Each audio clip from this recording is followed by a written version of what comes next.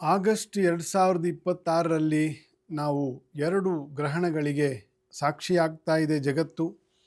ಇಂತಹ ಒಂದು ಅಪರೂಪವಾಗಿರ್ತಕ್ಕಂಥ ಗ್ರಹಣದ ತಿಂಗಳು. ಒಂದು ಕರ್ಕ ರಾಶಿಯಲ್ಲಿ ಸೂರ್ಯಗ್ರಹಣ, ಕೇತುಗ್ರಸ್ತವಲ್ಲದ ಸೂರ್ಯಗ್ರಹಣ ಅಪರೂಪಕ್ಕೆ ಬರ್ತಕ್ಕಂಥದ್ದು. ಅದು ಕಡಿಮೆ ಅಪಾಯ ಅಥವಾ ಕಡಿಮೆ ದೋಷ ಇರತಕ್ಕಂತಹ ಒಂದು ಗ್ರಹಣ. ಈಗ ಆಲ್ರೆಡಿ 15 ದಿನದ ಮುಂಚೆ ಆಗಿದೆ ಸೆಕೆಂಡ್ ವೀಕಲ್ಲಿ, ಮತ್ತು ಈಗ 28ನೇ ತಾರೀಕು ಚಂದ್ರಗ್ರಹಣ ಕುಂಭರಾಶಿಯಲ್ಲಿ ಘಟಿಸ್ತದೆ. ಎರಡೂ ಗ್ರಹಣ ಪೌರಾತ್ಯ ದೇಶಗಳಿಗೆ, ಈಸ್ಟರ್ನ್ ದೇಶಗಳಿಗೆ ಗೋಚರ ಇಲ್ಲದೇ ಇರೋ ಕಾರಣದಿಂದ ನಮಗೆ ಧಾರ್ಮಿಕವಾಗಿ ಅದು ಆಚರಣೆಗೆ ಏನೂ ಇಲ್ಲ. ಹಾಗಾಗಿ ಆದರೆ ಯಾವುದೇ ಗ್ರಹಣಗಳು ಕಾರ್ಮಿಕವಾಗಿ ನಾನಾ ಬಗೆಯ, ಪ್ರಾಕೃತಿಕವಾಗಿ ನಾನಾ ಬಗೆಯ ಎಫೆಕ್ಟು ಇಡೀ ಪ್ರಪಂಚದ ಮೇಲೆ ಇದ್ದೇ ಇರ್ತದೆ. ನಡೀತಾ ಇರತಕ್ಕಂಥ ಆಗಸ್ಟ್ನಲ್ಲಿ 3-4 ಡಜನ್ಗಿಂತ ಜಾಸ್ತಿ ನಡೆದು ಹೋಗಿರ್ತಕ್ಕಂತಹ ಭೂಕಂಪಗಳೇ ಸಾಕ್ಷಿ ಅದಕ್ಕೆ. ಪಶ್ಚಿಮ ಮತ್ತು ದಕ್ಷಿಣ ತೀರಗಳು ಸೇರ್ತಕ್ಕಂತಹ ಪ್ರದೇಶಗಳಲ್ಲಿ ಆಗ್ತಾ ಇರತಕ್ಕಂತಹ ಮಹಾಮಳೆ ಮತ್ತು ಮಹಾಭೂಕುಸಿತಗಳು ಅದಕ್ಕೆ ನಾವು ಸಾಕ್ಷಿಯಾಗಿದ್ದೇವೆ.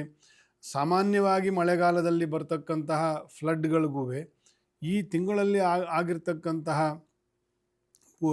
ಪೂರ್ವ ರಾಜ್ಯಗಳಲ್ಲಿ ಚೈನಾ ಪರ್ಯಂತ ಆಗಿರ್ತಕ್ಕಂತಹ ಮತ್ತು ಮೆಕ್ಸಿಕೋಯಿಂದ ಇಂಡೋನೇಷ್ಯಾವರೆಗೂ, ಜಪಾನ್ವರೆಗೂ ಆಗಿರ್ತಕ್ಕಂತಹ ನಾನಾ ಭೂಕಂಪಗಳು ಅದಕ್ಕೆ ನಾವು ಸಾಕ್ಷಿಯಾಗಿ ನಾವು ನೋಡಬೇಕಾಗ್ತದೆ. ಅದು ಗ್ರಹಣಗಳ ವಿಶೇಷವಾಗಿರ್ತಕ್ಕಂತಹ ಪ್ರಭಾವ. 28ನೇ ತಾರೀಕು ಚಂದ್ರಗ್ರಹಣ ನಮಗೆ ಸೂರ್ಯಾಸ್ತಕ್ಕಿಂತ ಮುಂಚೆಯೇ ಶುರು ಆಗುವುದರಿಂದ ನಮಗೆ ಅದು ಗೋಚರ ಇಲ್ಲ. ಪಶ್ಚಿಮ ದೇಶಗಳು ಅಂದರೆ ಅಮೆರಿಕಾಯಿಂದ ಅಂಟಾರ್ಟಿಕಾ, ಪ್ಯಾಸಿಫಿಕ್ ರೀಜನ್ನು, ಅಲ್ಲಿಂದ ಪೂರ್ತಿ ದಕ್ಷಿಣ ಭಾಗಕ್ಕೆ ಆಗಿ 4.5 ಗಂಟೆಗಳಲ್ಲಿ ಸ್ವಲ್ಪ ಆಸ್ಟ್ರೇಲಿಯಾ ಭಾಗಕ್ಕೂ ಕೂಡ ಕಂಡು ಸಾಕ್ತಕ್ಕಂತಹ ಒಂದು ಗ್ರಹಣ.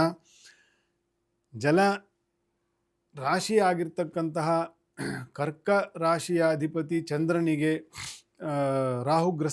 ಆಗ್ತಕ್ಕಂಥದ್ದು. ಜಲಕಾರಕನಾಗಿರ್ತಕ್ಕಂತಹ ರಾಹುವು ಕೂಡ ಜಲಾದಿ ವಿಷಯಗಳಿಗೆ ಕಾರಕನು. ಅಲ್ಲಿ ಭೂತತ್ವ, ವಾಯುತತ್ವಕ್ಕೆ ಸಂಬಂಧಪಟ್ಟಿರ್ತಕ್ಕಂಥ ಕುಂಭರಾಶಿಯಲ್ಲಿ ಆಗ್ತಾ ಇರತಕ್ಕಂಥದ್ದು.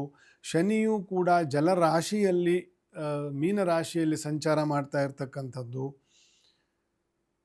ಇದೆಲ್ಲವೂ ಕೂಡ ಗ್ರಹಣದ ಜಲಕ್ಕೆ ಸಂಬಂಧಪಟ್ಟಿರ್ತಕ್ಕಂಥದ್ದೇ ಆಗ್ತಾ ಇರ್ತದೆ. ಹಾಗಾಗಿ ಜಲಪ್ರಕೋಪಗಳು, ಜಲದಿಂದ ಹೆಚ್ಚು ಪೀಡೆ ಆಗ್ತಕ್ಕಂಥದ್ದು, ಜಲಕ್ಕೆ ಹಾರಿಕೊಂಡು ಸಾಯ್ತಕ್ಕಂಥದ್ದು, ಅಥವಾ ಜಲದೋಷಗಳಿಂದ ಮರಣಗಳಾಗ್ತಕ್ಕಂಥದ್ದು, ಇದೆಲ್ಲವೂ ಕೂಡ ಹೆಚ್ಚು ನಮಗೆ ಅನುಭವಕ್ಕೆ ಬರುವಂಥ ದೋಷಗಳು ಈ ಚಂದ್ರಗ್ರಹಣದ ವಿಷಯದಲ್ಲಿ. ಯಾರ್ಯಾರಿಗೆ ಚಂದ್ರ ದಶೆ ನಡೀತಾ ಇರ್ತದೆ, ಯಾರ್ಯಾರು ಕುಂಭರಾಶಿಯವರು, ಕರ್ಕರಾಶಿಯವರು, ಮೀನರಾಶಿಯವರು ಇದ್ದಾರೆ, ಇವರೆಲ್ಲರೂ ಕೂಡ ಒಂದು ಸೇಫಾಗಿ ಇರಬೇಕು. ಇನ್ನು ಗ್ರಹಣವು 15 ದಿನ ಮುಂಚೆ, ಗ್ರಹಣ ಕಳೆದು 15 ದಿನ ಕಳೆಯುವವರೆಗೂ ಇದರ ಒಂದು ದೋಷಗಳು ಇರ್ತದೆ. ಆದಷ್ಟು ಊಟ ತಿಂಡಿಯಲ್ಲಿ ನಾವು ಎಷ್ಟು ತಿಂತೀವಿ, ಏನು ಕುಡಿತೀವಿ, ಇದರ ಬಗ್ಗೆ ಸ್ವಲ್ಪ ಗಮನ ವಿಶೇಷವಾಗಿ ಇರಬೇಕು. ಆರೋಗ್ಯದ ಕಡೆ ಗಮನ ಕೊಡಬೇಕು. ಹೆಚ್ಚು ಭಗವನ್ನಾಮ ಸ್ಮರಣೆ, ಲಕ್ಷ್ಮೀ ನರಸಿಂಹದೇವರ ಚಿಂತನೆ ಅಥವಾ ಅಭಿಷೇಕ, ಪೂಜೆ ಇತ್ಯಾದಿಗಳನ್ನು ವಿಶೇಷವಾಗಿ ಕುಂಭ, ಮೀನ, ಕರ್ಕ ರಾಶಿಯವರು ವಿಶೇಷವಾಗಿ ಮಾಡಿಕೊಳ್ತಕ್ಕಂಥದ್ದು. ಈ ಗ್ರಹಣದ ನಿಮಿತ್ತವಾಗಿ ನಮಗೆ ಆಚರಣೆ ಗೋಚರ ಇಲ್ಲದೆ ಹೋದರೂ ಕೂಡ ಗ್ರಹಣದ ಎಫೆಕ್ಟ್ಸ್ ಇರ್ತದೆ ಅಂತಕ್ಕಂಥದ್ದು. ಮೇಷಾದಿ 12 ರಾಶಿಗಳಿಗೆ ಸಂಕ್ಷಿಪ್ತವಾಗಿ ಗ್ರಹಣದ ವಿಷಯವನ್ನು ಹೇಳ್ತಕ್ಕಂಥ ಒಂದು ಸಂದರ್ಭ. ಮೇಷರಾಶಿಗೆ ಗ್ರಹಣದ ವಿಷಯವಾಗಿ ಅಂತಹ ದೋಷಗಳು ಇಲ್ಲ. ರಾಹುವಿನ ಸಂಸರ್ಗ ದೋಷ ಏಕಾದಶದಲ್ಲಿ ಆಗ್ತಕ್ಕಂಥದ್ದಾದ್ದರಿಂದ ಅಂತಹ ದೋಷಗಳು ಇಲ್ಲ ಮೇಷರಾಶಿಯವರಿಗೆ. ಆದರೂ ಕೂಡ 28ನೇ ತಾರೀಕು ದುರ್ಗಾದೇವಿಯನ್ನು ವಿಶೇಷವಾಗಿ ಆರಾಧನೆ ಮಾಡಿ ದೀಪ ನಮಸ್ಕಾರವನ್ನು ಮನೆಯಲ್ಲೇ ಇರುವ ಕಡೆ ಸ್ತೋತ್ರಾಂಜಲಿಗಳಿಂದ ಪ್ರದಕ್ಷಿಣಾ ನಮಸ್ಕಾರಗಳನ್ನು ಮಾಡಿ ಪ್ರಾರ್ಥನೆಯನ್ನು ಮಾಡಿಕೊಳ್ಳೋದು ಬಹಳ ಒಳ್ಳೆಯದು. ವೃಷಭ ರಾಶಿಯವರಿಗೆ ಕರ್ಮಸ್ಥಾನದಲ್ಲಿ ಆಗ್ತಾ ಇರತಕ್ಕಂಥದ್ದು. ವೃಷಭ ರಾಶಿಗೆ ಗುರುವಿನ ಬಲವೂ ಇಲ್ಲ, ಶನಿಯ ದೃಷ್ಟಿಯೂ ಇದ್ದು ಗ್ರಹಣವೂ 10ನೇ ಮನೆಯಲ್ಲಿ ಆಗ್ತಾ ಇರುವುದರಿಂದ ಸ್ವಲ್ಪ ಹುಷಾರಾಗಿ ಇರಬೇಕು. ಹಣಕಾಸಿನ ವಿಷಯದಲ್ಲಿ ಏನಾದರೂ ತೊಂದರೆ ತಾಪತ್ರಯಗಳು, ಶತ್ರುಗಳ ಹಿತಶತ್ರುಗಳು, ಶತ್ರುಗಳ ಒಂದು ದೆಸೆಯಿಂದ ಆಗ್ತಕ್ಕಂಥ ಅಪಾಯಗಳಿರ್ತದೆ. ವಿಶೇಷವಾಗಿ ಹಣಕಾಸಿನ ವಿಷಯದಲ್ಲಿ ಬಹಳ ಎಚ್ಚರಿಕೆ ಇರಬೇಕು ವೃಷಭ ರಾಶಿಯವರಿಗೆ. ಮೇಷ ವೃಷಭ ಮಾತ್ರ ಅಲ್ಲ, ಎಲ್ಲ ರಾಶಿಯವರು 28ನೇ ತಾರೀಕಿನ ಗ್ರಹಣದ ವಿಷಯದಲ್ಲಿ ದುರ್ಗಾದೇವಿಯ ಆರಾಧನೆಯನ್ನು ನಾನಾ ಬಗೆಯ ಅರ್ಚನೆ, ಪೂಜೆ, ದೀಪ, ನಮಸ್ಕಾರ, ಪ್ರಾರ್ಥನೆ, ಧ್ಯಾನ ಇದೆಲ್ಲವೂ ಕೂಡ ಸೇವೆಗಳೇ. ದುರ್ಗಾದೇವಿಯ ಅಮ್ಮನವರ ವಿಶೇಷವಾಗಿರ್ತಕ್ಕಂಥ ಪ್ರಾರ್ಥನೆ ಸೇವೆಯನ್ನು ಮಾಡಿಕೊಳ್ತಕ್ಕಂಥದ್ದು. ಮಿಥುನ ರಾಶಿಗೆ 9ನೇ ಮನೆಯಲ್ಲಿ ಇರ್ತಕ್ಕಂಥದ್ದು. 9ನೇ ಮನೆ ಅಂತಹ ದೋಷಕರ ಅಲ್ಲ. ವ್ಯಾವಹಾರಿಕವಾಗಿ ಸ್ವಲ್ಪ ಹಿನ್ನಡೆ ಅಥವಾ ತಪ್ಪು ಅಭಿಪ್ರಾಯಕ್ಕೆ ಕಾರಣವಾಗಿ ಸ್ವಲ್ಪ ಡಿಲೇ ಆಗ್ಬೋದು ಕೆಲಸ ಕಾರ್ಯಗಳು. ವ್ಯಾವಹಾರಿಕವಾಗಿ ಅಂದರೆ ಸಂಬಂಧಿಕದಲ್ಲಿ ಏನೋ ಒಂದು ಹುಡುಕ್ತಾ ಇರ್ತಾರೆ, ಏನೋ ಒಂದು ಜಾಗನೋ ಏನೋ ಒಂದು ಸಂಬಂಧನೋ ಫೈನಲೈಸ್ ಮಾಡ್ಕೊಳ್ಳೋಣ ಅಂತಂತ. ಇದಕ್ಕೆ ಸ್ವಲ್ಪ ಭಿನ್ನಾಭಿಪ್ರಾಯ ಅಂದಾಗಿ ಸ್ವಲ್ಪ ಡಿಲೇ ಆಗಬಹುದು. ಸ್ವಲ್ಪ ತಾಳ್ಮೆಯಿಂದ ವ್ಯವಹರಿಸಿ. ಮಿಥುನ ರಾಶಿಯವರು ತಾಳ್ಮೆಗೆ ಒಂದು ಒಳ್ಳೆ ತಾಳ್ಮೆ ಇರತಕ್ಕಂತಹ ಜನ. ಹಾಗಾಗಿ ತಾಳ್ಮೆಯಿಂದ ಮುಂದುವರೆದು ಸ್ವಲ್ಪ ಸಮಯ ಬಿಟ್ಟು ಆಮೇಲೆ ಮುಂದುವರಿಸ್ಕೊಂಡು ಹೋಗೋದು ಒಳ್ಳೆಯದು. ಕರ್ಕರಾಶಿ ಅಷ್ಟಮದಲ್ಲಿ ಆಗ್ತಾ ಇರತಕ್ಕಂಥದ್ದು ದೋಷ ಆಗಲೇ ಹೇಳಿದ್ದೀನಿ. ಕುಂಭ, ಮೀನ ಮತ್ತು ಕರ್ಕರಾಶಿಯವರಿಗೆ ಸ್ವಲ್ಪ ದೋಷಗಳು ಜಾಸ್ತಿ ಇರ್ತದೆ. ಸ್ತ್ರೀಯರಿಗೆ, ಬಾಲರಿಗೆ, ಬಾಲಕಿಯರಿಗೆ ಬಹಳ ಜಾಗ್ರತೆ ಮಾಡಬೇಕು.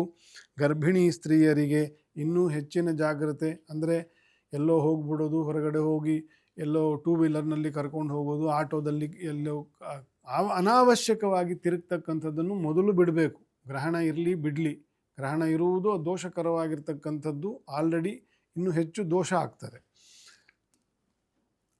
ನೀವು ಕೂಡ ದುರ್ಗಾದೇವಿಯ ಪ್ರಾರ್ಥನೆಯನ್ನು ವಿಶೇಷವಾಗಿ ಮಾಡಿಕೊಂಡು ಹೋಗ್ತಕ್ಕಂಥದ್ದು. ಮುಂದೆ ಸಿಂಹರಾಶಿ ಸಪ್ತಮದಲ್ಲಿ ಗ್ರಹಣ ಇರುವುದರಿಂದ ಸಪ್ತಮ ಭಾವಕ್ಕೆ ರಾಹುವಿನ ದೋಷ ಆಲ್ರೆಡಿ ಇರುವುದರಿಂದ ಶತ್ರುವಿನ ಮನೆಯೂ ಆದ್ದರಿಂದ ರವಿಗೆ, ಸಿಂಹರಾಶಿಗೆ ನಾನಾ ಬಗೆಯ ಶತ್ರುವಿನ ಪೀಡೆ, ಶತ್ರುಗಳ ಒಂದು ಸಹವಾಸ ದೋಷದಿಂದ ನಾನಾ ಬಗೆಯ ಸಮಸ್ಯೆಗಳು ಆಗ್ತಕ್ಕಂಥ ಸಾಧ್ಯತೆಗಳೇ ಜಾಸ್ತಿ ಇದೆ. ಸಿಂಹರಾಶಿಯವರಿಗೆ ನಾನಾ ಬಗೆಯ ಏನು ಅನಾರೋಗ್ಯದಲ್ಲಿ ಇರ್ತಕ್ಕಂಥವ್ರಿಗೂ ಅನಾರೋಗ್ಯವು ಉಲ್ಬಣ ಆಗ್ತಕ್ಕಂತಹ ಸಾಧ್ಯತೆಗಳೇ ಇದೆ. ಆದಷ್ಟು ಜಾಗ್ರತೆ ವಹಿಸಬೇಕು. 28ನೇ ತಾರೀಕಿನ ಹಿಂದು ಮುಂದೆ ಒಂದು ವಾರ ಸರಿಯಾಗಿ ಔಷಧಿ, ಉಪಚಾರ, ಪ್ರಾರ್ಥನೆ ಏನು ಮಾಡಬೇಕು ಅದನ್ನು ಒಂದು ಹೆಚ್ಚಿನ ಕಾಳಜಿಯಿಂದ ಮಾಡ್ತಕ್ಕಂಥದ್ದು ಒಳ್ಳೆಯದು. ಸಿಂಹರಾಶಿಯವರಿಗೆ ದುರ್ಗಾದೇವಿಯ ಆರಾಧನೆಯನ್ನು ಆಗಲೇ ಹೇಳಿದ್ದೀನಿ ಎಲ್ಲ ರಾಶಿಯವರಿಗೂ. ಅದನ್ನು ಮಾಡಿ ಪ್ರಾರ್ಥನೆ ಮಾಡಿ ದೇವರ ಅನುಗ್ರಹಕ್ಕೆ, ಅವರ ರಕ್ಷಣೆಗೆ ನಾವು ಪ್ರಾರ್ಥನೆ ಮಾಡಬೇಕು ಸಿಂಹರಾಶಿಯವರು ಕೂಡ. ಕನ್ಯಾ ರಾಶಿಗೆ ಷಷ್ಠದಲ್ಲಿ ಆಗ್ತಕ್ಕಂಥದ್ದು ಸರ್ವತ್ರ ವಿಜಯಸ್ಥಾನ. ಅದು ತೃತೀಯಾಧಿಪತಿಯು ಅನುಕೂಲಕರದಿದ್ದಾನೆ. ಗುರುವು ಸರ್ವಾಭೀಷ್ಟ ಸ್ಥಾನದಲ್ಲಿ. ಕನ್ಯಾ ರಾಶಿಯವರಿಗೆ ಅಂಥ ದೋಷಕರ ಏನೂ ಇಲ್ಲ. ವ್ಯಯದಲ್ಲಿ ಇರತಕ್ಕಂತಹ ರವಿಯು ಇರುವುದರಿಂದ ಸ್ವಲ್ಪ ಚಿಂತೆ, ನಿದ್ರಾಹೀನತೆ ಅಥವಾ ಅತಿಯಾದ ಆಯಾಸ ಇದನ್ನೆಲ್ಲ ಮಾಡಿಕೊಳ್ಳದೆ ಟೈಮಿಗೆ ಸರಿಯಾಗಿ ಊಟ, ತಿಂಡಿ, ಉಪಚಾರಗಳನ್ನು ಸರಿಯಾಗಿ ಮಾಡಿಕೊಂಡು ನೀವು ಮುಂದುವರೆದ ಪಕ್ಷದಲ್ಲಿ ಗ್ರಹಣ ನಿಮಿತ್ತವಾಗಿ ಅಂತಹ ದೋಷಗಳು ಏನೂ ಇಲ್ಲ. ಅಷ್ಟಮ ಭಾವ ಆದರೂ ಕುಂಭರಾಶಿಯಿಂದ ಆದರೂ ಕೂಡ ರಾಶಿಯಿಂದ ಷಷ್ಠ ಸ್ಥಾನ ಆದ್ದರಿಂದ ಅಂತಹ ದೋಷಗಳು ಏನು ಹೇಳಲಿಕ್ಕಿಲ್ಲ. ಮುಂದೆ ತುಲಾರಾಶಿ ಪಂಚಮದಲ್ಲಿ ಆಲ್ರೆಡಿ ರಾಹುವಿನ ಸಂಚಾರ, ಅದು ದೋಷವೇ. ಅಲ್ಲಿ ಗ್ರಹಣ ಆಗ್ತಾ ಇರ್ತಕ್ಕಂಥದ್ದು ಚಂದ್ರನಿಗೆ. ನಿಮಗೆ ಕರ್ಮಾಧಿಪತಿಯು ಚಂದ್ರನ ಆಗಿರೋದ್ರಿಂದ 9ನೇ 10ನೇ ಅಧಿಪತಿಯು ಆಗಿರೋದ್ರಿಂದ ಚಂದ್ರನು ಮಾನಸಿಕವಾಗಿರ್ತಕ್ಕಂತಹ ವೇದನೆ, ಎಮೋಷನಲ್ ಔಟ್ಬರ್ಸ್ಟ್,